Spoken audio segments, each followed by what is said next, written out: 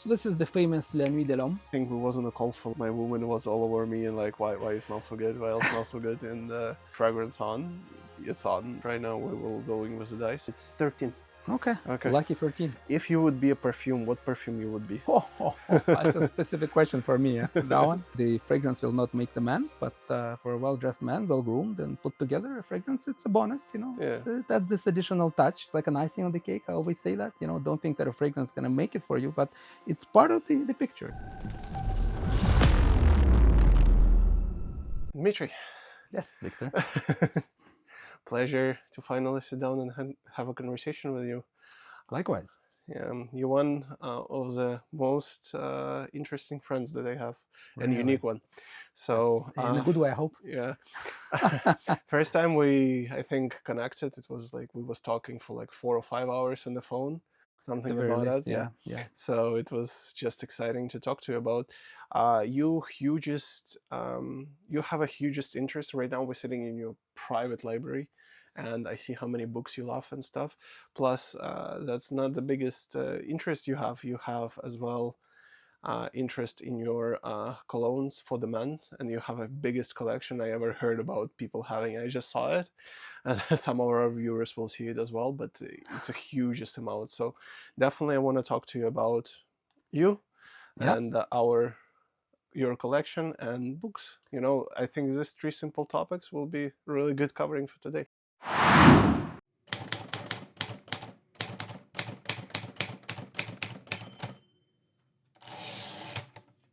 So let's start with a first question. Where you grew up? I grew up in Moscow, Russia. I'm an 80s kid, so still was at the time of a communist regime. So I would say an era that a lot of people know nothing about. And I can be actually, you know, if I wanted to teach a political science course, I could. Because, you know, this is probably the last generation that had the opportunity to see this in action. So lots of interesting stories, a lot to tell. Maybe some part of it may interest some people and less others. But, you know, I mean, growing up as a kid in Russia has nothing to do with life that we have now in Canada. So some of the things that I think people would need to know, obviously, is that back then, for example, private property did not exist. So anything that belongs to you technically belongs to the state. Also, concepts such as, you know, market economy, that obviously did not exist. Back in Russia, it was a command economy, so the government would decide, for instance, how many pairs of shoes we will need to produce for the entire population. And that's why there's a huge black market.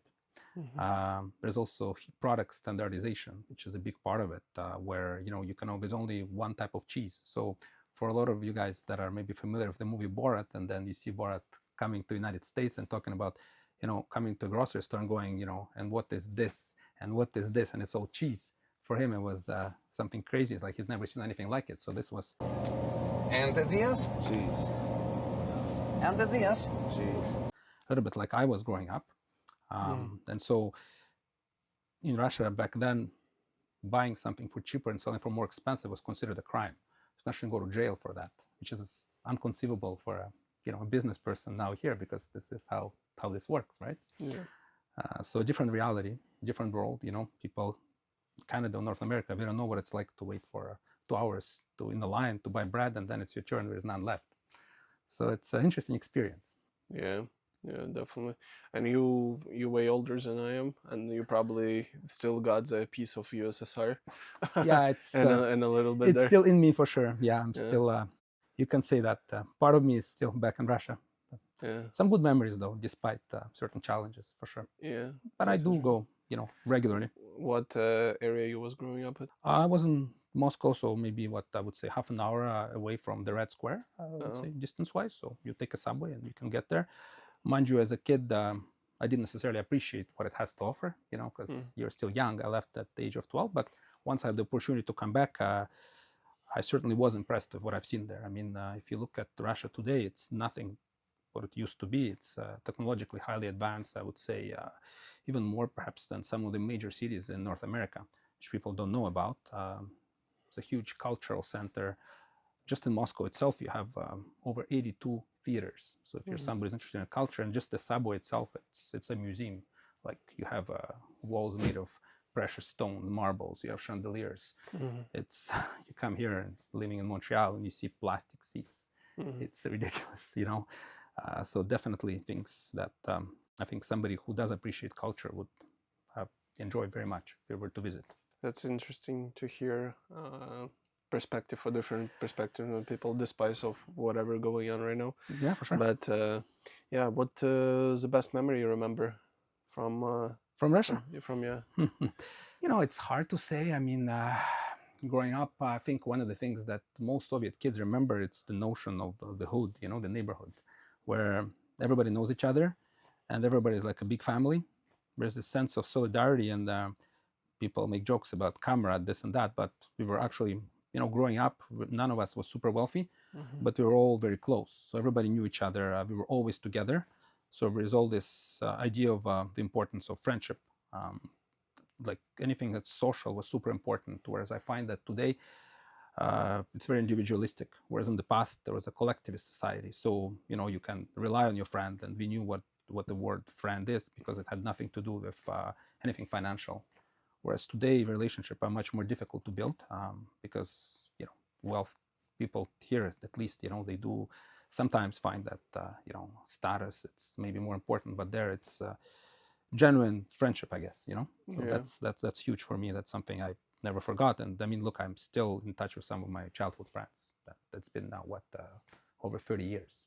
Yeah, that definitely connection of friendship. I even remember from my Ukraine and stuff. I still talk to a lot of them, and that's definitely the most like childhood memories, the most amazing. So yeah, what was your favorite subject in school? Yeah, I enjoyed sciences very much. You know, that was fun, and languages. I always had some passion for languages. I started learning languages relatively young. I already had private tutors for both English and French, even back home. So languages, and I would say science courses, anything has to do with, when I was really, really young, I wanted to be an entomologist. So I was fascinated by insects, which is kind of weird, but I thought that's what I was going to be. Well, I mean, looking behind me right there, you have a lot of butterfly collection, yeah, stuff. So. Yeah, but I think that comes from my dad. My father was he was a biologist, ecologist, so I think I took it. When he was young, he loved animals, but me, it went towards insects. But obviously, with time, this is a passion that sort of disappeared. But when I was young, that's what I enjoyed a lot. Okay, so my new podcast, every time we switch a topic, I will require you to roll a dice, and I will ask you really random questions. That's cool. That's cool. I'm ready for it. So I see you don't have glasses, so I will tell you the number when you roll it. I guess on the floor, because we don't have stuff to put in. So, 4. It's 4. Okay. So the random question of the day will be, what the worst drink you ever had? The worst drink.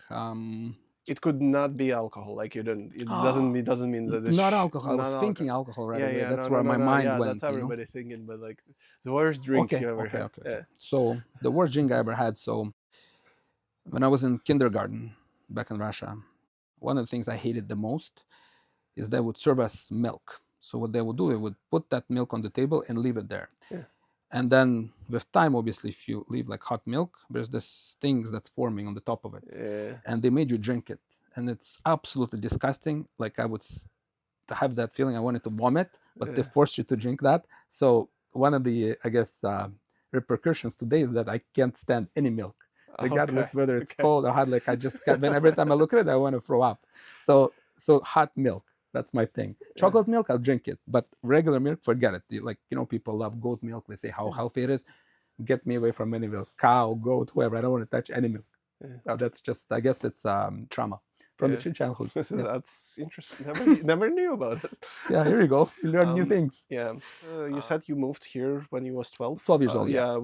My parents. Did you move? How did you move? How the process was? Tell me more. Well, back then there was a program between, I guess, Canada and Russia, where they were looking for 100 families that are, you know, healthy, and they allegedly have the right profession in order to be able to fit in Canadian society and they integrate.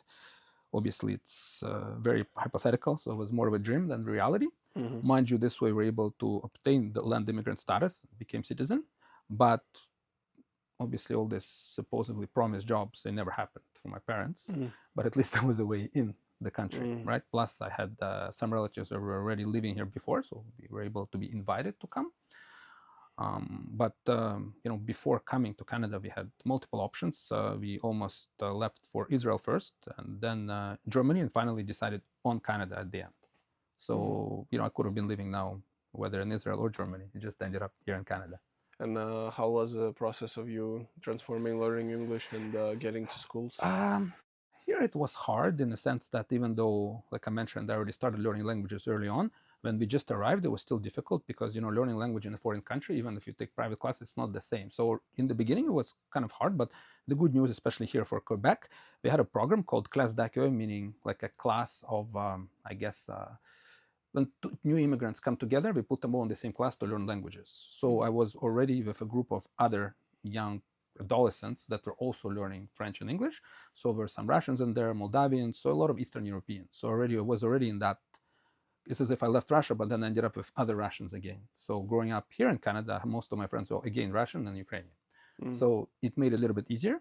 And I would say probably in a year, I was already pretty comfortable, and I wouldn't say proficient, but pretty fluent in both languages. How many languages do you know? I would say I'm perfectly bilingual with my English and French. Russian, of course, it's my mother tongue. I have a pretty good vocabulary in Greek. I'd say maybe 5,000 words. I'm not fluent, but I can get around if I go to Greece. And obviously, I studied Hebrew in school, so I have a bit of Hebrew as well. So I can read, I can write, and I can comprehend when people speak. So I'm sure if you throw me somewhere in Israel, eventually I will pick it up relatively fast. And I have a bit of Spanish, but very minimal because it's very close to French, but I do understand it and people speak more or less. What your education was like? Where did you decide to lead with coming to school, and why did you chose this profession? I have a lot of degrees. When I started, in Egypt, I did, it's liberal arts. Essentially, you study, there's a number of liberal arts that you can list, but in French, it's like history and civilization. So you would learn about courses, like you take courses in philosophy, a lot of history of ancient Greece and Rome, languages. So you do a lot of readings and essays. I was always somewhat fascinated by Greece and Rome, and so I loved learning about those. Once I graduated from there, it's a 2-year program where it's more of you get a general education, but you don't have any specialization. So when I graduated, I couldn't really work. So I was also somebody very analytical my entire life. So I wanted to learn about people's behaviors. So I went to study psychology at McGill. So I did a 3-year program to get my bachelor's in psychology. Once I graduated, again, with just a bachelor's degree in psychology here, you can't really do very much except maybe doing some social work, but that doesn't pay really very well. So what I've done is I decided to perhaps, I was studied already individuals, their behavior, but then I said, why don't I switch to something where I can study individual behavior, but not as people, but rather collective, so within a workplace. So that's why I went to get a degree. I have a certificate in HR from McGill. So I graduated from there, and then I pursued my master's degree and did a thesis dissertation in HR as well at HEC Montreal here. It's one really good business school as well. I had an opportunity to work in HR throughout my career. Worked once for a sales and marketing firm, was a headhunter. So I did. It was a headhunter? Headhunter job, yeah. Oh, really? Yeah, you had to it was difficult because you have a very low salary, and you paid based on how many people you can attract, because sometimes it's passive candidates. You would have like a special license and LinkedIn in order to reach out and try to see if you can get a client. And if somebody agrees to, come to work for one of the employers who are working with your agency, then you get a commission on it. So it's a hustler job, really. It's more of a sales job, but it gave me an opportunity to learn how to read CVs despite my education, because as you know, theoretical education is good, but you need some hands-on practice. So I did a little bit of that.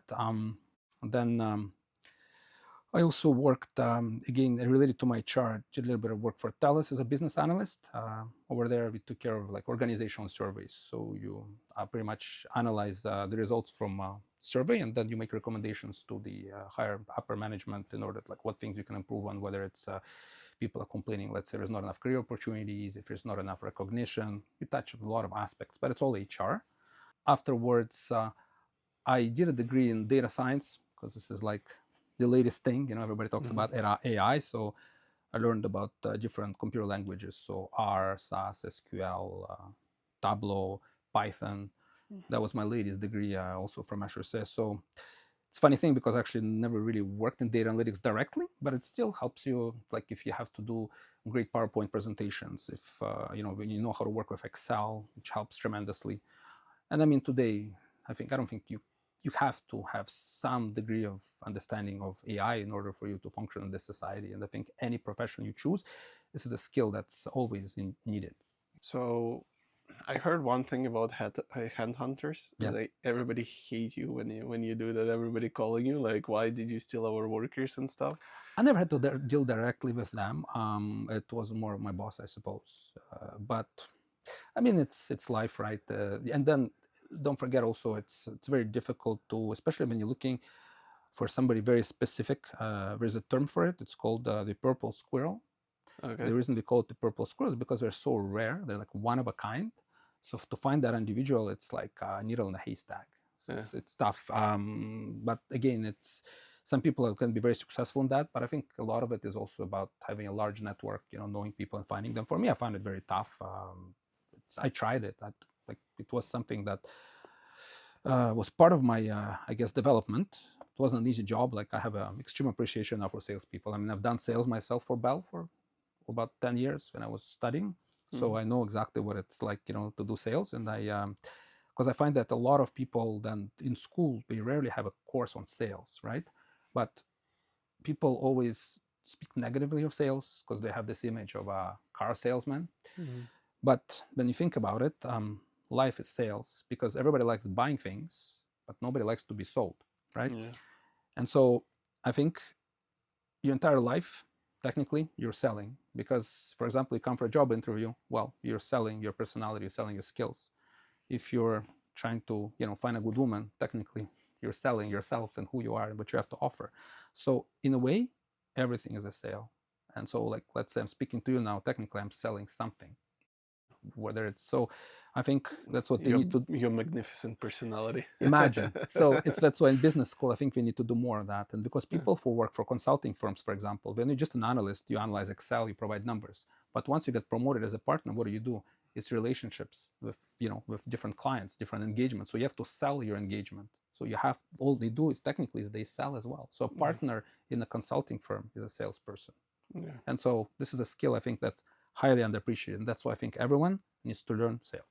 And what job do you currently do? I'm a manager for one of the big fives here in Canada. Been held the job for a few years. I'm in the real estate sector. So it's good. It's a stable job with some good opportunities for growth. Where will life bring me in the next few years, I'm not sure. But where I'm now, I'm relatively content. I like my team. I like my colleagues.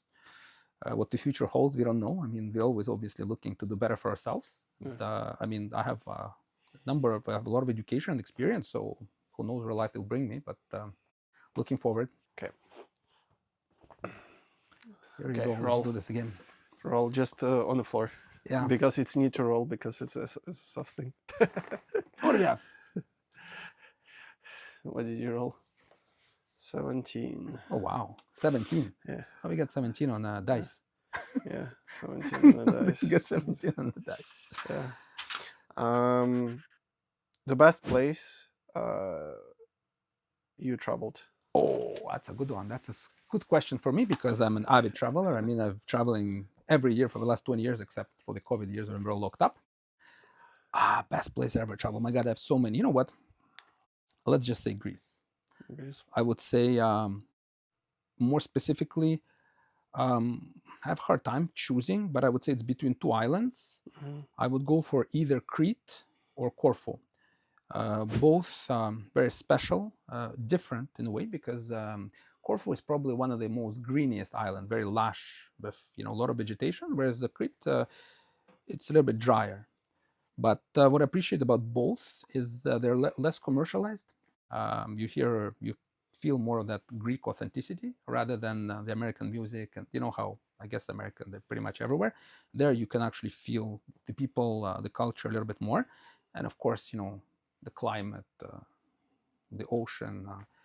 the beach, total warmth, it never rains, culture, architecture, you name it, and considering the fact that, I grew up being fascinated by the ancient Greece and Rome, every time I'm there, it's like every corner is a piece of history in its own, just thinking about like, for example, Minoan civilization, it's one of the first civilizations that ever existed. Yeah. So when you go there, just to be there where, people were walking, I don't know, thousands and thousands of years ago, it's certainly an experience. It makes you revalue things, and you come back full of different impressions and recharged. So I would say, yeah, those and I've been in a lot of countries. This is, I would say, probably my highlight. If you go to Greece, what do you usually do there? It's a good mix between, I enjoy hiking. So for instance, in Crete, we have Samaria Gorge. It's one of the, I would say, longest in all Europe. You need to be in good physical condition in order to do that, because it's you go up and down. It's slippery stones, very, like, I would say, it's not an easy terrain to go through, but pretty good shape, luckily, and so I'm able to do that. So some physical activity for sure. Definitely the beach. I would make a list of the nicest beaches, and I would visit every single one of them. I try to go to some nice restaurant to try some authentic traditional foods.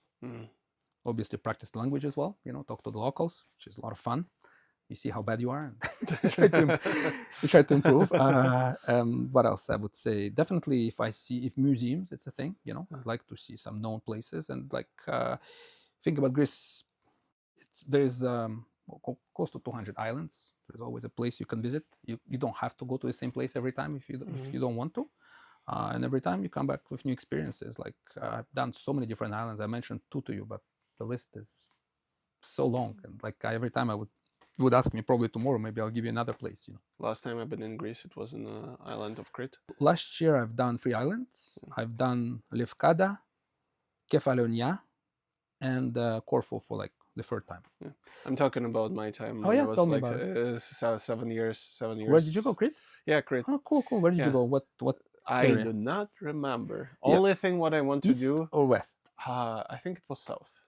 South. I think southeast. Do you remember what's the major town that you I went? do not remember any There of is, this. I can tell you. Like, Maybe I could find a hotel where we stayed in, but I don't. then I'll be able to tell you if you tell me. But the most interesting thing was that I was trying to get, because Crete had a temple of gods there, and I was trying to go there because I like mythology of Greeks. Yeah. And I was trying to go there, and basically we went on the last day of our journey, and it was day off there, so it was closed. It was closed. Was it Knossos? Because Knossos is a famous temple. Yeah, I think it's in Crete, but it's in the eastern side. I don't remember. I was 7 during the time, or 8 or something like that.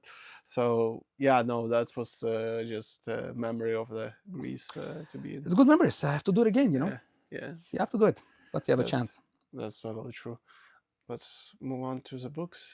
We in your library. Here is, I don't know, like over like 500, 700 books right now, which is freaking amazing. I want to create my own library too. So I will definitely not ask you this question about like what is your favorite book, because it's a scary question to ask. Really, I think it's the worst question to ask. I will ask this question.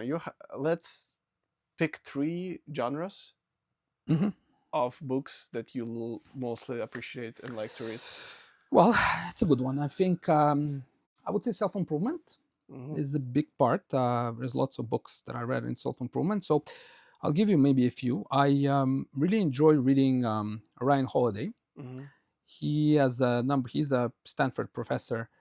He wrote a number of books. He's really specialized in Stoicism, which is, way of life. And like some famous like emperors, for example, Marcus Aurelius was one of the followers of that philosophy.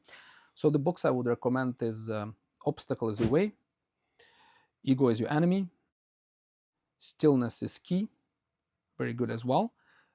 Pretty much, I have to tell you, most of his books are amazing. And I think you mentioned even you have one of those, I think was it meditation, or where when you take notes and like for journal, you have a journal? Yeah, it's a Stoicism book of recording your questions 365 days. So it's a daily journal, I think. Called. Yeah, and it's also by the same author. Yeah, so he's super impressive. any books that I think you read by him, I think will leave an impression and something that you can apply in your everyday life. So it has practical implications. I think, talks a lot like emotional regulation, which I think is important for anyone, in this life. So a really good book. What else I can tell? I mean, my collection is huge, right? So this is in the self-improvement sector. Besides that, I enjoy books.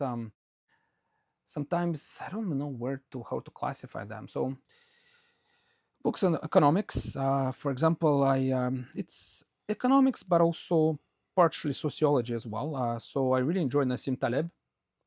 He has a number of books such as Anti-Fragile, Black Swan, Randomness. So any books by him, I really appreciate as well. He's a brilliant man, I find. I mean, some people find him arrogant, but I find him brilliant. So I have a large collection of his books again by Nassim Taleb. Very, very good. Highly recommend any book by him. What else? Well, listen, in the unplugged space, we have tons of wonderful authors. So Rich Cooper is one of them. I'm a big fan. Besides that, I read Corey Wayne. I read lately Ryan Tarban's book, which is very, very interesting as well.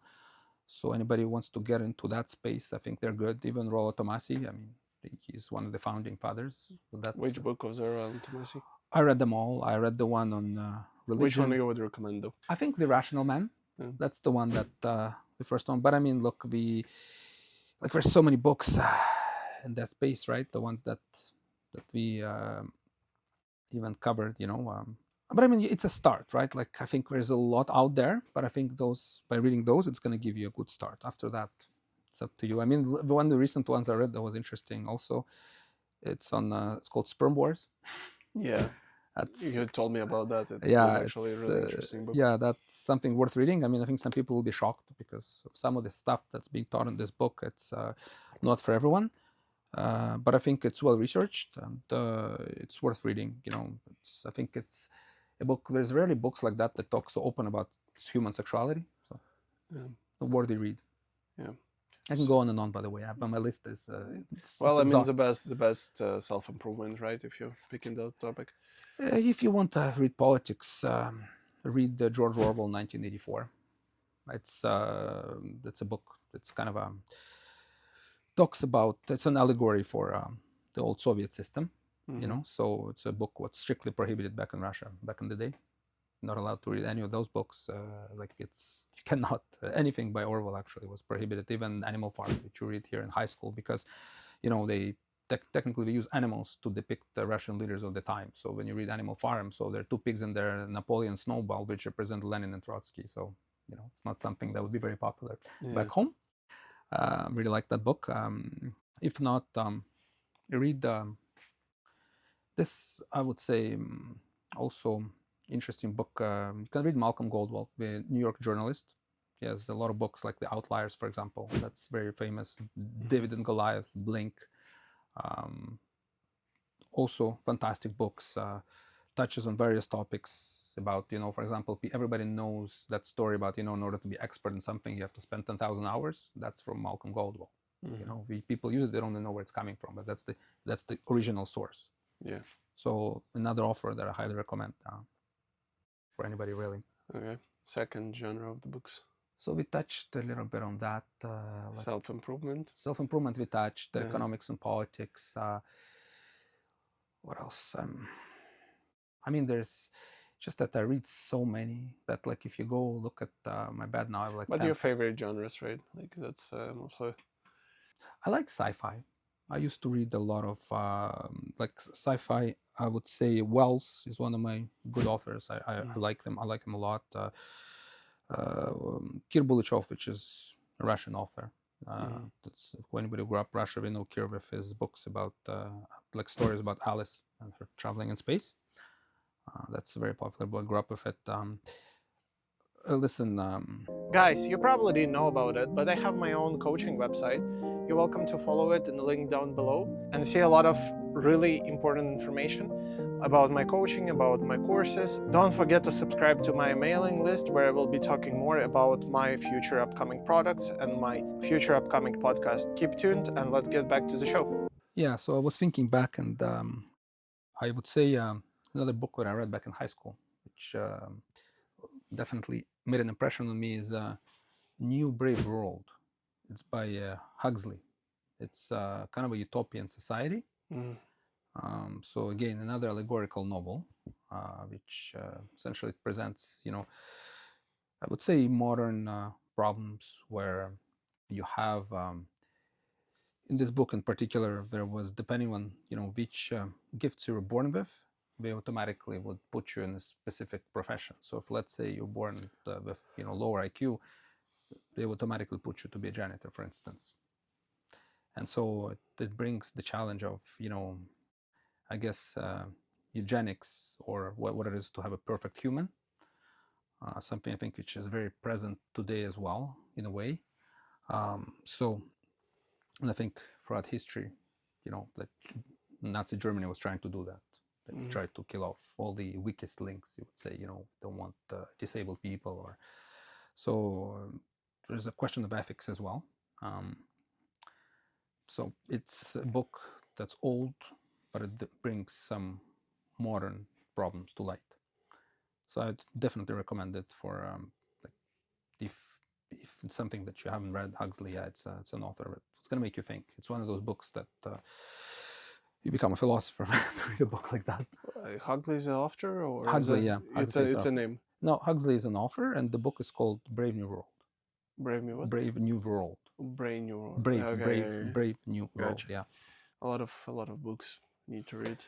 There's a lot of Or books. listen. Yeah, there's never enough. You can books. I think for many become some sort of therapy. Like if you're stressed, some people they do stress ball, but for me it's therapeutic. Reading a book, it calms me down. So I can relieve stress. Surprisingly enough, I can read for hours. Then it feels good. So, and I mean, look, growing up in Russia, we had 2 channels on TV, and it was still black and white TV when I was young. So what did you do? TV was not a thing. Internet did not exist. So that was our way to entertain ourselves. Either you go play outside with your friends or read a book. Don't have any other options, really. Yeah. So that's why you kind of kids, if you start reading from a young age, I think it's a gift, because if back then nobody was allowed to leave the country, people typically did not travel. At least you can travel in those virtual reality. You can visit London, through the eyes of the author. So this is, and plus it develops your imagination as well. It's good for kids, I think, to grow up to be able to dream and imagine something that they've never seen before. But today, I mean, people travel all over the place. They need to imagine it can actually be there. But back then, that's all we had. What's the third topic? The third you would recommend to read? You love to read? There's tons of books you can read, for example, about personal finances. One book, it's... I'm trying to remember the name, which is a really good book. It's about personal finance, and it's trying to remember the author. It's something about rabbits. I don't recall exactly. It's a really cool book about personal finance. Like it teaches you, what a smart way to use credit cards. How does, RSPs work? How does TFSA works? How do basic investments work? So it's something that they don't teach you in school, personal finance. And yet it's so important because, we talk about stuff that's not super practical and you learn all those things by heart. Whereas personal finance, actually, it's super important because obviously, in order you need money to live. And if you don't understand how that works, it's very sad. And so that's, I'm sure you'll find it something for rabbits. If you go online, you'll find the name of the book. But it's a fantastic book, very basic, easy to understand. You don't need to have a finance degree to go through this book. There's the knowledge you have. It's written in a very easy language for like a layperson to understand. I would say, that's one of them for sure. The one that's also very popular, it's something with, probably heard of it, something Wealthy Barber or something with Barber. It's a series of books, yet multiple editions, but then again, very similar to the other book. Teaches you very basic concepts. At the end of the day, if you think about just basic finance, don't spend more than you make. Sounds so ridiculous and cliche, but so many people are not able to do that. Yeah. you know. And so using the tools that are given to you by the financial institution, but to your advantage. Whereas, unfortunately, today it's not how they're being used. You know, paying a 22% interest rate on a credit card, you know, and never paying, only making minimum monthly payments. Not a very smart decision, but so many Canadians, that's how they live. You know, not realizing that, you know, you have other options. You know, you have if your credit is good, you can do balance transfers. You can have a 0% interest rate on the credit card for a year. It allows you to pay it off. So just simple things like that, nothing super complicated, but that's so logical and makes sense that people still don't understand, you know, or like basic concepts like, you know, pay yourself first, or just some ideas that people, I would think they know, but then you start speaking to an average person, they have no idea, you know. And so if you don't have an opportunity to have you know, a good mentor, or, you know, get a book, one of those, start somewhere. It cannot do you any wrong, and I think you should start it from a young age as well. It's before it's too late, before you get into debt, and it sucks everything out of you, you know. So yeah, personal finance is a big thing. Yeah. Well, before we're gonna move away from my books, unless you have anything else you want to touch. No, it's okay. On There's the enough books. I can talk for a long time on different topics. It's books. It's my life in a way. Yeah. Who decorated all of this place? Mostly my dad. My dad is a huge fan of books, probably bigger than me, if anything, you know, but he reads on different topics. He's more into politics and history. So, I mean, he knows a lot about, especially Russian history. It's huge. Actually, he even provided some books for a movie that was shot about Russia. It was a Hollywood movie should be coming out next couple of years. So he provided them with a bunch of books, a bunch of material, just stuff from the old Soviet Union for them to use in the cast, you know. So it was kind of interesting. So it's because they found them on the internet, and then they found that there's a lot of stuff that can be used. Portrait of Russia of the time of the Russian Revolution. So yeah, it's I think that's kind of, it's in our DNA, you know. It's, I think I kind of inherited that from my father, a love for books. Yeah. So roll the dice. Okay. Try to roll it on the floor because it's too soft. There we go. 6. Yeah. If you would be a cat, what type of cat you would be? That's a funny question. What cat would I be? You know what? I would say all the cats. Maybe a cheetah. So you want to be a cheetah? Yeah, I'd be one of the fastest animals in the world. You know, I can run like a wind. That's one of the fastest. They can go faster than a vehicle for a period of time. So yeah, cheetah. If I had to pick one cat, that would be that. Interesting response. Do you know a lot about cheetahs? Or no? Yeah, I read about animals, you know. Yeah, so yeah, cheetah would be. What's the most fascinating fact about cheetah? The speed. That's why I picked her. It's the speed, you know, and be surprised when you watch them go because they're skinny, you know, but it blows you, you know. Take your car now and compete with the cheetah, see how fast it goes, you know. Yeah.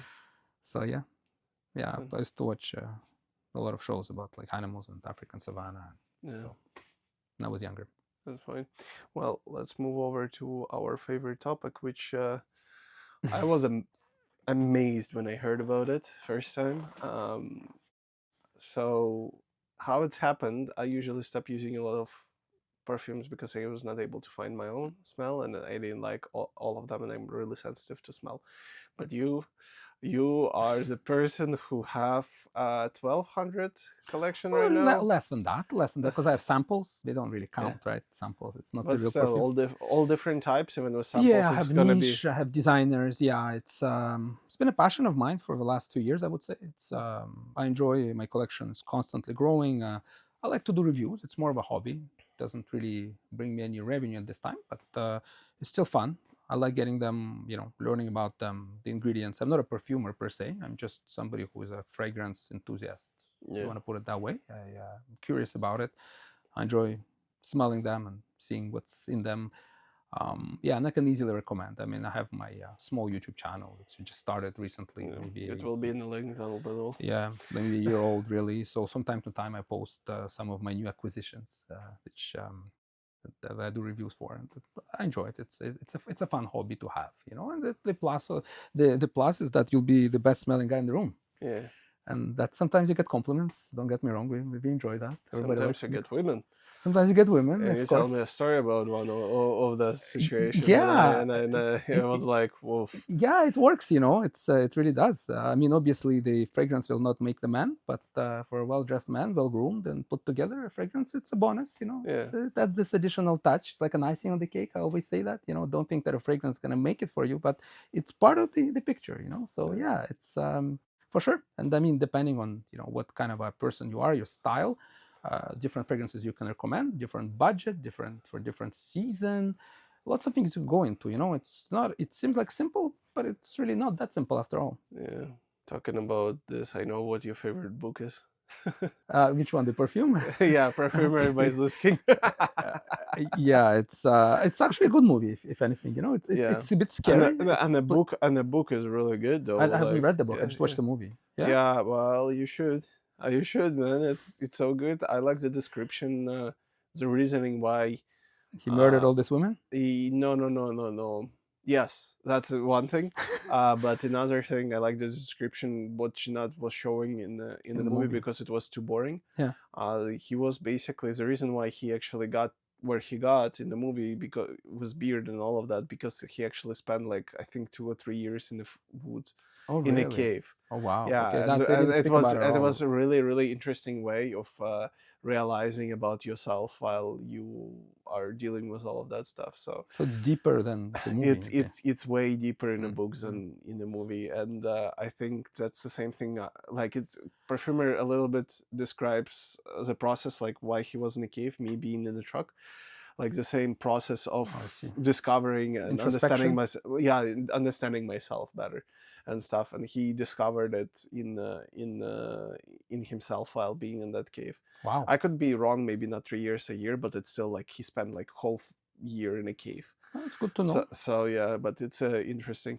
Like an outcast type of thing. Yeah. Yeah. Well, not even outcast. It was a different reason, but. Let's start with your favorite one or your favorites. I ask you to pick 5. You picked 10? Yeah, it's very difficult to pick, but there's a little bit for everyone here. I don't even know. Pick one. Yeah. Pick one. Just grab one and try to sit in the camera if you can. Yeah, I'm gonna try to get. Just grab any. Just start. Well, if you want to talk about this one, this is it's not the latest. But one of the latest releases by Jean-Paul Gaultier.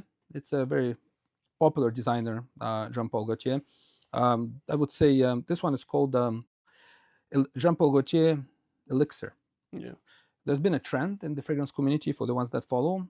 All the new fragrances that come out, they call them elixirs. Mm-hmm. And that's supposed to mean, we have this idea of elixir of youth. It's supposed to be like the best fragrance out there, the strongest, the most potent one. That's why they call it the elixir. I would say that from most of the releases, they don't live up to their name. We just use the name elixir. This one actually does. So I would say this one is very, very sweet. You have to really enjoy sweet fragrances in order to enjoy this one. It does keep the original DNA because the original Jean-Paul Gaultier, Le Male, that came out a long time ago. It's like a 90s fragrance. Mm-hmm. It was super popular back then. But this is a refined version, much more modern, very playful fragrance. Good sillage, good projection. Would work, I would say, more for a younger crowd. I would say under 40 for this one. Again, not that you can't wear it when you're 40 and over, but it's just that it could be a good clubbing scent as well. Very sexy fragrance. Typically, you do get compliments with this one. Look at, they made it. Look at the bottle even, nice gold bottom. And if you know Jean-Paul Gaultier fragrances, they're all made kind of like in a shape, like a form of, don't even know if a man or woman at this point, this one, who knows. But, but really, really a good fragrance. I would I'd definitely recommend. Smell it, you're going to see. It's one heck of a fragrance. Oh, yeah. Very strong. Yeah. So yeah, popular. Decent. I would definitely recommend. So, but if you want something more mature, I mean, it's half. Yeah. Something more mature though. And, Jean-Paul Gaultier Le Parfum. This Yeah. is the more mature version than this one. The same designer fragrance, Yeah. more mature. Here there is much more lavender. It's more powdery comparing to this and less sweet. So more mature scent. So if you're somebody like over 40, don't go for this, go for that one. And it's a fantastic fragrance as well. Some people, like if you ask me what's my favorite Jean-Paul Gaultier, you're going to be choosing between those two because they have many others. They have Ultra Male, they have the recent one, something with Garden. This also very, very popular, but like I say, it's more mature. The smell could work in the Yeah. winter as well, but lovely. They're both. Yeah, that's actually like the one I like because it's like more calm Yeah, and stuff, and course. it's like not. It's not less being of a specific. party. This I one, like to smell. I don't like to be outstanding smell. I like, if you coming closer to me, you can smell it. right? But if you like 5 meters away from me, I don't like the smell. Yeah, this is one of those screaming fragrances. This one, it's much more. I think I told you this story, and it was freaking hilarious. So we had back in Ukraine when I was in high school.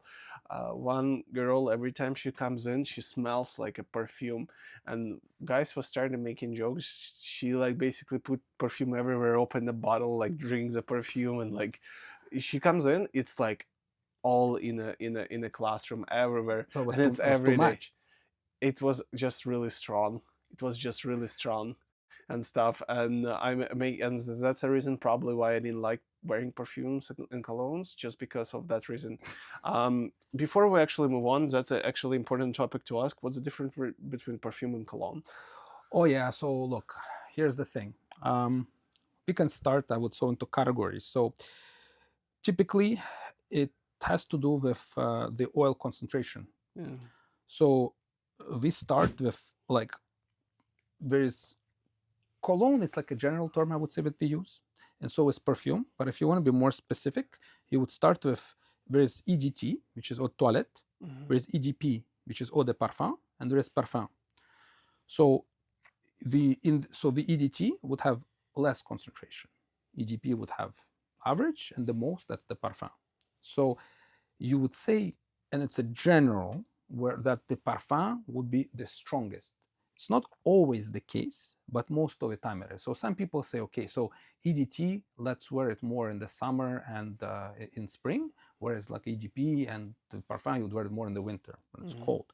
But it's a very general rule. It really doesn't mean that you cannot wear an EDT. What if you're somebody who just doesn't like super potent perfume? So, why would you, wear, you can wear whatever you want technically, so there's no rule. You decide what you want to wear. If you're just somebody who doesn't like super strong fragrances, just let's say you try it and it's the parfum, it's too much for you, don't buy the parfum. There's most designers, I would say, they have the EDT, EDP, and the parfum. Niche, most of the time it's parfum right away. Niche fragrances, they're different because the smells are less mainstream. They're less crowd pleasing. You have to have a really developed nose to appreciate the niche fragrance. A lot of times they can rub the person who's new to the fragrance community, it rubs them the wrong way because they would add ingredients such as oud, which is one of the most expensive ingredients, but sometimes it could be smelling like animalic, like a dead animal, but people who have this developed nose, they would appreciate somehow that smell. So you have to be super careful because, a lot of people, especially the ones that know about perfume, they would talk about, oh wow, this has oud in it. But you have to be careful. When you smell oud, you might absolutely despise it, find it so disgusting, you would never want to buy it. So you have to be super careful. That's why, designer fragrances, it's just for pretty much anybody, can enjoy the smell. When you go in the niche way, it's super strong, very potent, and the smell, it's like I said, it's not for everybody's nose. But yeah, so cologne and perfume in the fragrance community, they do use them interchangeably in a way. But typically when you say, it's cologne, it could refer to technically to perfume as well with the higher concentration of oil. So most people, they would know the difference really because it's how we use those terms. Okay, which one next you would like to move on? Well, look, I'd say, let's look at this one, for example. This is very famous niche brand. It's called Parfums de Marly. Very popular, expensive. I would say most of them over $250 Canadian easily. This is one of my latest acquisition.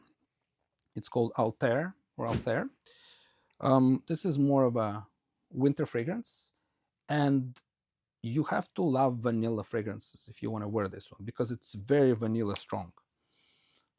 Parfum de Marly in general, I would say they do make perfumery for both seasons, both summer, spring, winter, autumn. But in my opinion, they do much better fragrances for fall and winter, the stronger ones. So this is one of them. You wouldn't be able to wear something like this in the summer because it would be super cloying, and in the heat, fragrances like this don't do very well at all. So people would actually discuss it. So I would do recommend it, but again, look at the bottom. Look at all the design. This is heavy stuff, and this is quality. Parfum de Marly doesn't make cheap fragrances. They're all very, very good. I enjoy all of them, but this is the latest acquisition. Look at the colors; work so perfectly for fall. Like think about pumpkins. It goes all together. So it's a perfect fragrance to me. I love it. But like I said, the only thing is you don't like vanilla. Forget it. Just don't bother with that. But it's a very cozy. For me, it's actually smell like caramel. Really? Like okay, so it's sweet. This is like caramel. This is maybe maybe a little bit my taste, but I mean, yeah, for each their own. But I love this one. That's definite recommendation. Again, this I would say it's a mature smell as well for older guys. and it's all fragrances that you have for males, right? For men. Yeah, absolutely. Males, yeah. That's don't have I think one for women really. Well, we can look at others if you want. What else can we pick? Oh, okay. Well, this one. This one is it's called Mancera. Mancera fragrances. Typically, it's a good entry-level niche fragrance. Oof. They're not expensive for a niche. You can buy one for like less than $100, and this is good quality. So if anybody who tries to get into that niche market and want an entry-level fragrance, Manceras are good. This one in particular, there's a very famous fragrance everybody knows about. It's called Baccarat Rouge. It's super popular. Mostly women love that, but this is considered unisex. So if you like, this is not, I would say, typical fragrance for men, but it can be worn by both female and male. But it's a very close to the Baccarat Rouge, but more of a masculine version of it. So again, if you're somebody who enjoys Baccarat Rouge, you would love this, absolutely. Want more Google reviews faster? With Apex NFC, your customer can share their experience with just a tap. More reviews mean more visibility, trust, and growth for your business. Stand out from the competition with Apex NFC. Use the code Viktor Timewolf for 15% off your first order at apexnfc.com. Start growing your reviews today. Which fragrance we stopped at? Well, we can do another Mancera fragrance. Yeah. So Mancera fragrance is, like I mentioned prior, it's an entry-level niche fragrance. Yeah. And what's special about this one? This is actually it's not a direct clone, but it's a very similar smelling to the iconic Creed Aventus. Yeah. Aventus is one of the most known niche fragrances, and this is, I would say, kind of it's a version of Aventus. It has similar notes. It doesn't smell exactly like it, but if you like Aventus type of fragrances, essentially the ingredients you would have like bergamot, you would have citruses in there. It's I would say Aventus is one of the supposedly sexiest fragrances for men. Mm-hmm. And this one does the job for a fraction of the price. It also has some leather notes, which is also quite interesting. It's funny because all the Mancera fragrances come with those pouches. I found it kind of cheesy, but that's just a characteristic of Mancera. By Mancera, you're going to get a pouch like that. But yeah, this I would highly recommend as well. Very potent fragrance. It's long-lasting. Many people really, really enjoy that. That's an all-season fragrance as well. Mm-hmm. We have two versions of it. There is regular Cedrat Boisé, and there is a Cedrat Boisé Intense. The Intense one is, I would say, more for winter and fall, whereas the regular one is for summer and spring. I like them both very much, but like I said, if you're somebody who doesn't want to spend a lot of money on high-end fragrance that smells really good and gets compliments, get yourself Cedrat Boisé, put your nose on it, and I'll be surprised if you don't like it. If you like Aventus, you should like this fragrance. Cedrat Boisé. Oh yeah. Yeah, that's definitely a little bit for spring, I guess. Yeah, it's relatively fresh, but it has the leather note, which makes it maybe, and it's not something super sweet. Like if you like sweet, if you don't like sweet fragrances, this could work. It doesn't have a lot of sweetness in it, so lovely fragrance. I also recommend. Okay, let's move on real quick here, what I have left. Okay, well, let's take a look at this one. Again, if you see the bottle, they're all like that. This is another Parfums de Marly fragrance. And you remember that prior I mentioned that they're really specialized in their winter fragrances. This is one of them. It's called Herod, like the King Herod. This one has a very prominent tobacco note. So it's a sweet tobacco. Again, it's more of a mature smell. If you don't like tobacco notes, don't buy this fragrance. But I find that this is a very good introductory tobacco, because tobacco, it can smell like cigarettes, really. This one, I don't think it smells like that. You do get lots of compliments with this fragrance. Very masculine, I would say, but definitely more of a cold weather fragrance. The temperatures go down, this one shines. It's relatively long lasting, I would say 4 to 6 hours on this one. But yeah, again, one of my favorites. Actually, Mancera has a kind of a similar fragrance. It's called Red Tobacco. But the difference between red tobacco and this one is red tobacco is very potent, very strong, very sweet.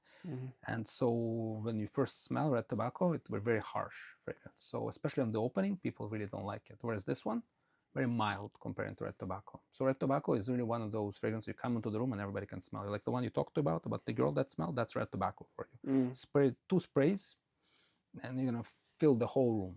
Yeah. So that's why if, let's say, you don't want to be one of those guys who stands out like crazy, instead buy Herod rather than red tobacco. Red tobacco is very good, don't get me wrong, but it's not for everybody. There is this one, I would say pretty much anyone can wear this, unless, again, tobacco is not your thing. But yeah, smell it, you'll see. It's quite good, in my opinion. I got it right into your eye. Yeah, shoot it Good in my move. face. Yeah, good move. Now I'm too sweet. Yeah, so that's for that. Let's see what else I think. Okay, so let's move on to those fragrances. So this one, okay. So this is the famous La Nuit de l'Homme. La Nuit de l'Homme and La Nuit de l'Homme Parfum. Yeah, I think it's the Parfum. Yeah, exactly. So I would say this is arguably, again, one of the sexiest designer fragrances out there on the market. The reason for that, this has the cardamom note. Cardamom is supposed to be this sexy note. So very intimate fragrance for close encounters. It doesn't project as well. And so this you would wear like on a date when you cuddle up, because if somebody's standing like 2 meters away from you might not even smell it. So that's one of the hugest critiques of that fragrance, especially the original La Nuit de l'Homme. Whereas this one, it's a more potent version of the same. So if you really enjoy the original, you can buy the perfume. And so it's a little bit more modern as well, because it has a little bit more sweetness. There's a trend for newer fragrances to have the sweet notes. Compared to this one is not very sweet, where the newer one is. And so it projects more long lasting. So you can pick either or, but if you're just somebody who is more subtle, get the original. If not, you want something more projecting, that try this one as well. This is fragrance you can wear anytime and you're always going to be smelling really, really good. It does get a lot of compliments. It's like a chick magnet, I guess, this one. And I think you told me a little bit of your stories. I got the stories that when so basically when I got the fragrance, we went through, I think we was on a call for like 45 minutes and we went through all the fragrance. It was in a duty-free fragrance shop. And basically after I used it, my woman was all over me and like, why you smell so good? Why you smell so good? And basically every time I put fragrance on, it's on, like no matter what. I try not to use it as often, but she might she might get used to that smell now. So I definitely need to get new one and stuff. But it's funny. It's definitely funny that they actually work. It works. It's like pheromones, in the animal world. So yeah, for sure. So like I said, those two, you can't go wrong with any. Those are fantastic fragrances. This one, I brought it because this is also, and actually we're saying La Nuit de l'Homme is by Yves Saint Laurent, for the ones who don't know. But this one, it's just, let me see. Yeah, so this one is also, this is La Nuit de l'Homme Le Parfum, and this one, hold on. Oh yeah, this is L'Homme by Yves Saint Laurent. So it's similar smelling to La Nuit de l'Homme. This could be, it also has some cardamom, and it could be more of an everyday fragrance rather than necessarily something for a date, but they share a lot of similar DNA. So I think La Nuit de l'Homme would be for more special occasion, and this was an everyday fragrance. It's but like I said, I love them both. If you smell them like one next to each other, you're gonna see that they smell very similar. They smell way different. I already smelled them, so Yeah, you did this one? yeah, and I got more in my eye, so I didn't want to irritate my nose Yeah, more. But so lovely. yeah, but they actually are really, really strong, and they really calm. Like that's the smell I want, because if you guys buy a fragrance, you need to choose your own, and just by our recommendation, it doesn't mean that you can go and just get this stuff, and you need to buy connection with your pheromones Yeah, and your for sure. smell and So I stuff. would say, sample first. Yeah. Always blind buying is not always the best, because obviously taste is very subjective. Yeah. So before you buy an expensive fragrance like that, sample it, go to retail. I mean, don't buy retail, but sample it in retail. That's what I recommend, because the prices, like if you go to a typical store, you're gonna pay, I don't know, maybe twice the price at times. If you go to discounter sites and if you go for authentic, you're always gonna get a better deal. I don't think I've bought maybe out of my huge collection, maybe 2 or 3 fragrances from retail, simply because I couldn't wait till it goes on the discounter sites. But you don't need to be crazy like that. Just wait. Most of them do, except for some brands like Chanel. Typically doesn't go on sale. You're rarely going to see that. The Dior is rare as well, but other fragrances they do. Just wait a couple of months after the release date and buy it at discount. Yeah, or get a coach like Dimitri here, who will able to get with you on a call and basically recommend a fragrance specifically for you. Of course, you can contact him with his private channel from YouTube. I think you have all credentials there.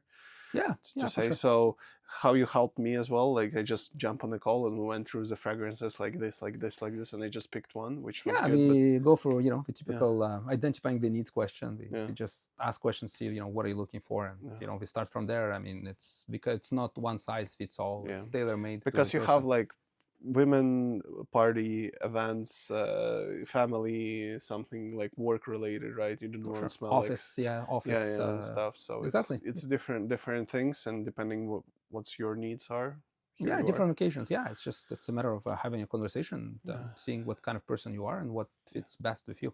So I know important thing, which is really interesting with you, sir, is that you love to work out, and you're currently doing, if I'm not mistaken, it's MMA style. It's MMA style. Yeah, it's technically Sambo. I would tell you that I started this a little bit later in my life, and I wasn't always into fitness or anything like that. But I think with time you realize how important your health is. And, if you don't have health, you don't have anything really, because it doesn't matter how much money you make. If you're lying on the hospital bed, it doesn't serve you very well, because you can't do anything, right? So it's what pushed me to start this journey. And, getting into martial arts at a later age, it's a little bit tougher, because you're not as flexible, you're not as agile. But you train, you learn the proper technique, and you slowly start to make progress. I think it's important for any man to learn how to fight and how to defend themselves. I mean, you hope that it never happens, but if the day comes, you should be able to stand up for yourself. And obviously, it's like anything else. You put the time into it, you train hard, and then slowly start to see results. It's the way it works is, it's incremental steps towards improvement. So, you can train for 2 weeks and you don't see any progress. You can train for 3 weeks and don't see any progress. Eventually, you're going to hit that threshold, and that's when you're going to go up, and it's never linear, It's, you go and then, do a little step forward. Then again, sometimes you step forward, step backwards as well, because it's about repetition. Like if you want to get something right, there's an expression, practice the mother of skill. And so, you become good at what you do often. Like even think who said that? Either it's Aristotle, I think. They said something like, "You are what you do repetitively." And so, by practicing the same, just throwing a jab, for 1,000 times, eventually you're gonna get that jab right. The right movement. Or you throw a hook. How do you throw a hook properly? You see a lot of people on YouTube, and you think that they're impressive, but they have zero technique. We just punch the punching bag super hard, but that doesn't mean that they know how to fight. And so the beauty of it all is that you can, if you know how to fight, you can have the huge guy in front of you, all muscles and everything, but you can knock him down in one punch, So it's not about the size. A lot of it is about the technique and the proper technique. So by doing those martial arts, eventually you can even detect, mistakes of others, because a lot of times you can visualization it. They take photos of you and they show you what mistakes you're making, and that's how you get better and you refine your movement. So I think any guy, I would highly recommend to start that, because it's also about like-minded men, most of the time strong men that want to improve, become part of the community, and people support each other. It's and people say, it's the most dangerous. It's not those strong men; it's the weak men that don't know how to fight. Yeah. The most dangerous individuals sometimes are the kindest. Like if you look at some UFC fighters, and they're super down to earth, they're humble, a lot of them, but they're beasts. They're killers, but they probably will never use it, but then they do. They can definitely do damage. And I think it teaches a lot, like sportsmanship, discipline, especially when you start from a young age, motivation, hard work, so many good qualities. So made a difference in my life, that's for sure. Yeah. Despite your size, I know that you 100% can knock me out because you are like, I have been inspiring with you last time when I was in Montreal, and oof, man, you hit hard. I could hit for sure, but I have a lot to improve myself. I mean, Yeah. there's so many guys that are so much better than me. I learn every day. I try to do better, and I can go as far as I can go at the end. It's and it's fun. It really is fun. It's like I would recommend any martial arts. It doesn't have to be sambo. It could be judo. It could be karate. Whatever you want to try, do it. Each of them has its own pros and cons. Like for instance, I find that karate, they throw a lot of kicks, but they don't learn how to keep your hands up, for instance. But they do other things that, let's say, so you choose your own sport. Go try and see what you like the most. If you like judo, do judo. There's so many options for you out there. So any dojo, club, or in your area, usually you would probably can try first like a session for free to see what you like the most. But it's a matter of starting, and don't be afraid. I find a lot of people, they're afraid to start because they don't want to look stupid and weak. But anything you start in the beginning, you're a beginner. You're not going to be competent. Don't expect that you're going to be like the strongest guy over there. Just come in with the right attitude, knowing that you're here to learn, and people will be willing to meet you halfway and help you. It's how you start. I mean, I've seen 13-year-old kids that are beasts. They can knock you out. So it's impressive, and it's also challenging for you to see that because no matter how good you come, there's always somebody better than you. So you look up to them and try to learn and ask them, for advice. And that's like anything in life. And read the book Mastery, because it's explaining how to be a beginner in the really condensed way, comparing to monsters. Yeah, for sure. It's by the same guy that the 48 Laws of Power, right? That's the one I have. Robert Greene. Yeah. Did you read the Seduction? I didn't read the Seduction. Yeah, I listened to it. Yeah. Good. It was really good. I need to re-listen it because it's a lot of value. All his book you need to read at least once a year. Master is on my list, Yeah. and I need to go get it for sure. It was like I made my reading list every year, so this is. It's actually really good, and right now I'm applying whatever he says in the book, like with this. Us sitting here and doing podcasts and stuff, like that's what I'm reading and applying. Oh, really? Cool. That's cool. Into books. So it just takes a lot of time to actually learn all the things and stuff. So patience, I guess, the virtue as well. So patience is a virtue for sure. Yeah. So we see another. How often do you work out? Twice a week I go to the gym. And what I go for in the gym, essentially, I don't train necessarily for bulking, but more for explosion and endurance. Because you see, if you want to bulk up, you'll be a little bit more rigid. And in the sport that you practice, you need some flexibility, and so you need to be quicker and more explosiveness. So it's a different type of training. So. And twice a week I would do the MMA, one class with a group of bunch of guys, and one-on-one with my coach that could correct specific techniques that I'm not doing correctly. And there's a lot of work. There's a lot of shadow boxing.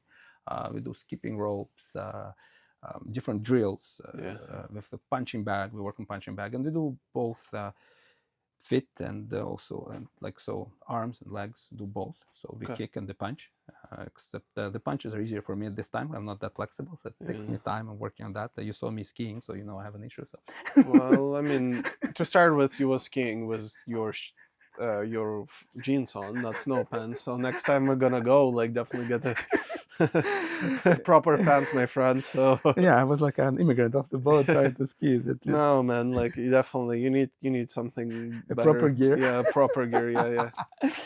Yeah, so it's but yeah, it's if you go back to that, Yeah. absolutely, martial arts, do it.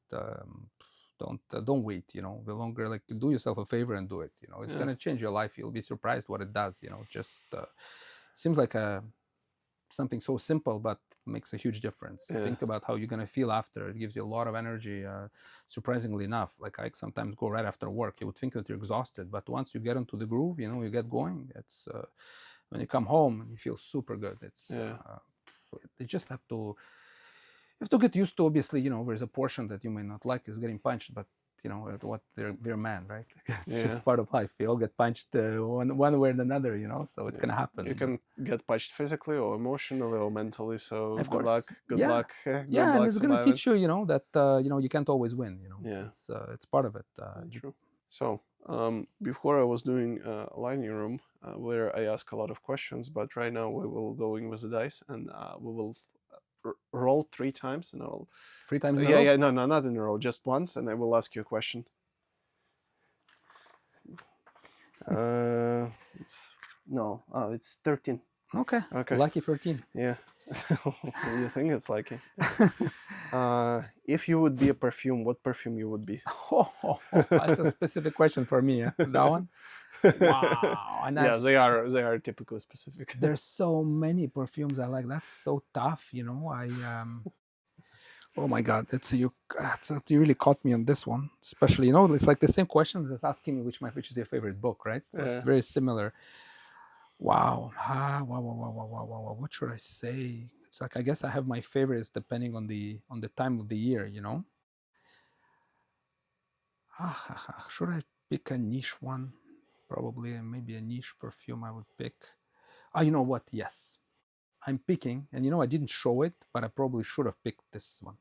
It's a niche fragrance by Parfums de Marly. It's called Carlisle. Mm-hmm.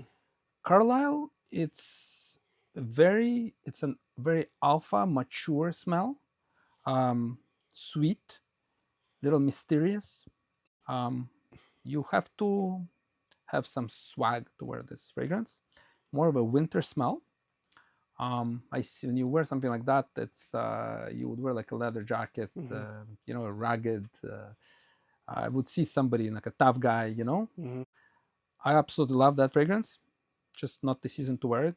Carlisle and Parfums de Marly. It's not as harsh as, let's say, Red Tobacco, but I would say stronger than Harrod that I presented. I would say right now it's probably my all-time favorite fragrance. For some reason, I omitted to add it on the list. I should have, because I think it's because I didn't think of it as it's a winter smell, and I haven't worn anything since last winter, because right now you can't wear that fragrance. But it's super strong. Like just a few sprays, it lasts for like 8 hours. You can't remove it from your clothes. Like you take I don't know how many washes to get this off. Mm-hmm. But you don't need a lot, so it means that it's expensive. It's like $300 easy Canadian. For me, well worth it. It's also kind of a classy fragrance.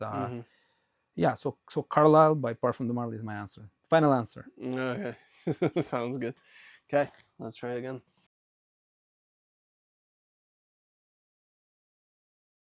Roll again. Cool. That's a cool game. I like it. 12. The worst memory you ever had? The worst memory. Oh my God, the worst memory. Okay.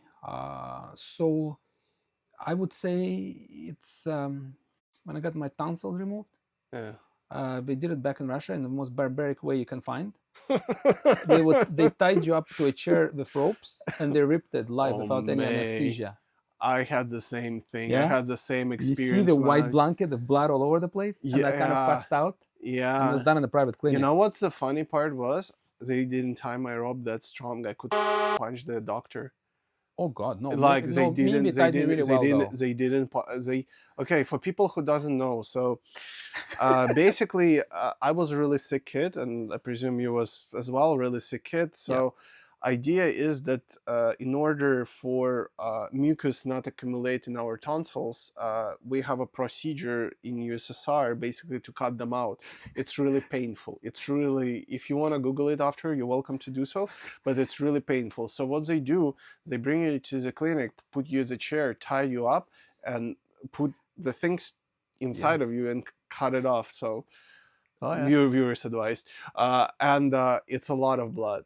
Like I think mine was like bleeding for like 2 days. It was probably. nasty. You Something can't drink. You can't eat anything solid, right? So. Yeah, you cannot even eat anything and stuff. And my mom still like telling me all of the stories. When she will see this video, she will like, what the hell? Yeah, you have nightmares. Yeah. So the issue is that. So back to my story, what I was talking. So they put you in a chair, they tied you hands up. I was able to move my hand and I could punch the doctor. Problem is I did not. It's just, if any of you who remembers this memory, it's the worst. It's the worst experience. I agree with you. Like, it was an easy one. The first thing that came to mind. I didn't think of anybody dying. I just thought of that for some reason. Yeah, no. Sorry, not about me, but about you. But still, thanks for reminding it. Good memories, yes. You see, we have a lot in common now, yeah.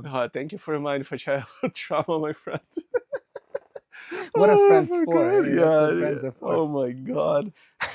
How do you even come up with that? Like, I even forgot about it. Like, you forgot. You can't forget that. You know. When I tell people, they don't believe me because they're like, no, we put you under sleep. Yeah, we put you not in Russia. You don't. You don't. Not in Russia. No.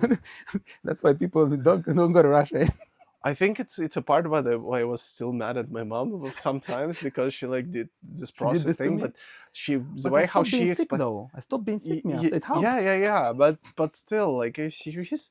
So it was experience. Definitely would not recommend doing. Find another way. Yeah. There's better ways to treat for sure. But it kind of stays with you, Yeah. So yeah. Wow. Good thanks. I was not expecting you bringing me that far and stuff. So, wow. I still remember the clinic. I still remember how we walked in. The blood. I remember the blood. And it was on white, like white. Yeah, I remember I sneezed and it was just, Exactly. Oh, yeah. It's pure coming out. It's awful. It's just awful. Awful. And I remember kind of passing out and then waking up from it in like recovery room. Yeah, and everything's like dazed. This is crazy. It's like foggy in front of your eyes. You're like, oh, I'm alive. It's good. Life is good. So, wow.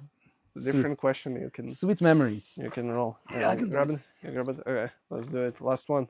That's it. Last but not least. No, well, not last question because I will have one more question after that. Sure. Number 8. Yeah. So. I don't want to ask any more questions. It's getting worse. After this one, like everything else pales in comparison. That's it. You cannot ask me anything now. I'm not afraid of nothing at this point. Give it to me. What is your favorite fruit? Is that really a question? Yeah. Come on. I have 5 philosophical and I have like 5 easy questions. Oh, my favorite fruit. That's funny. Can it be a berry or it has to be fruit? It's up to you. Yeah. Berry or fruit. I like raspberries. I'm a big raspberry fan. My mom has raspberry bushes at home, and I devour them in the summer. And we have the white ones and the red ones. Yeah.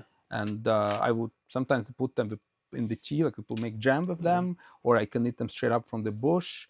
So I love raspberries. I always loved raspberries my entire life. So give me raspberry.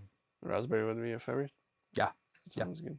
And last but not least, if you would be 20 years younger, what you would recommend? To me? No, to yourself, yeah. To yourself or... I think what I would recommend is to not be afraid to try new things, Get more out of your comfort zone. Because you see when they're younger, I think, depending on your personality, you may want to stick to what you know. Mm-hmm. But I think by trying something new and, fail more, try new things and fail. Mm-hmm. Because this is how you learn more best. Because you know how they say, like, if you don't want to, somebody who never failed, never tried anything. Mm-hmm. And there is a profound wisdom behind that. Because, anything that you start in the beginning, expect that you're not going to do well if you're not endowed in it. So yeah, try things. Doesn't work, it doesn't work, but at least you tried. You get the experience, because experience is everything. You can learn, you can read a book, but you have to do it. So it's a lot of it is learning by doing. Yeah. And so yeah, that would probably my best advice to a younger self. Sounds good. Well, this is a gift from me to you. Awesome. It's a called D&D dice set. Nice. So if somebody invites you to play D&D, you're welcome to. But Cool. I have a lot of Nice. projects gonna other way because it's gonna fall. Yeah, it's okay. I have okay, I have a lot of other projects going on, and I'm gonna be using this. That's cool. tool It's gonna set be a and good stuff. memory, maybe. Yeah. Plus, it's if you want really make a decision, instead of flipping a coin, you just flip D20 there. The biggest one. It's Right. got like 20 Yeah, I can sides. see. So Oh, that's why you had 20s. I was Yeah. like, what kind of a dice have yeah, yeah. No, it's 17, a special. 16? It's a technically nerd dice, but That's okay. I'm geeky at times. yeah, it's good, and it's good to make decisions as well, because If the universe I then actually speaks to have a you- list with my girl. I have a list, and I usually roll a dice and to see where we're gonna go eat. Oh, really? So yeah, So because you, it's you leave it up to chance where you're yeah, gonna yeah, go yeah. Usually, like if she says I don't care, like I usually roll the dice and I have a list of the foods. eat. Interesting. Yeah, to I, go. I tend to pick like So- ahead of so- time. Yeah. Yeah, Tend to no, go and you're search welcome. You're welcome to pick, but sometimes I really don't care, and I just roll it and let's go there. So that's basically it. Oh, cool. Thank you. So Appreciate yeah, it. Nice. that's about it. Good stuff. Dimitri, it's a pleasure having you through. I Yeah, same haven't here. seen you for a little bit, but definitely, Yeah, definitely. it's always nice to reconnect. yeah, Talk about definitely. our things. I want to thank you for coming for my Oh, anytime. podcast I and think stuff. I made your day with his answers. Yeah, hopefully not ever. Thank you. You're welcome.